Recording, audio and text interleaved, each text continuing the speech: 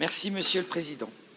Pour le groupe FO, faire le point des travaux déjà réalisés et des préconisations ayant été reprises ou s'inscrivant dans l'actualité, ou encore mener une réflexion sur les sujets que nous pourrions traiter est nécessaire.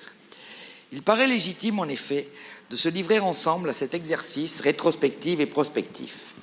Le résultat de nos travaux nous permettra ainsi soit de programmer des autosaisines en rapport avec l'actualité, soit d'être plus réactifs sur des saisines gouvernementales dont notre Assemblée pourrait faire l'objet.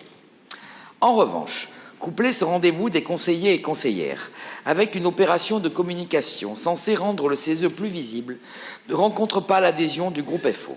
Afin de lever toute ambiguïté, nous ne contestons pas les actions de valorisation de nos avis à travers les diverses présentations qui peuvent en être faites par les rapporteurs ou les rapporteurs, accompagnés ou non du président du CESE et des présidentes ou présidents de formation de travail concernés. De la même manière, et malgré son coût, le colloque associé à la présentation en plénière du rapport sur l'état de la France donne une plus grande visibilité à nos travaux. Ainsi, pour le groupe FO, le format conférence, comme les dates choisies, ne nous semble pas opportun. En effet, l'actualité parlementaire occupe cette semaine le devant de la scène et rend nos travaux peu visibles, aussi intéressants soient-ils.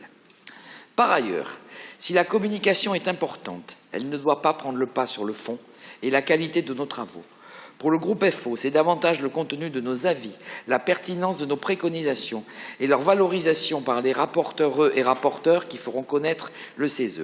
La communication devant rester un support et rien d'autre. Dans la société de l'immédiateté qui est la nôtre, le rôle de l'Assemblée du temps long, même appelée à devenir la Chambre du futur, ne peut se concevoir qu'en prenant le temps de l'analyse des sujets afin d'identifier sereinement les points de blocage et les points de consensus.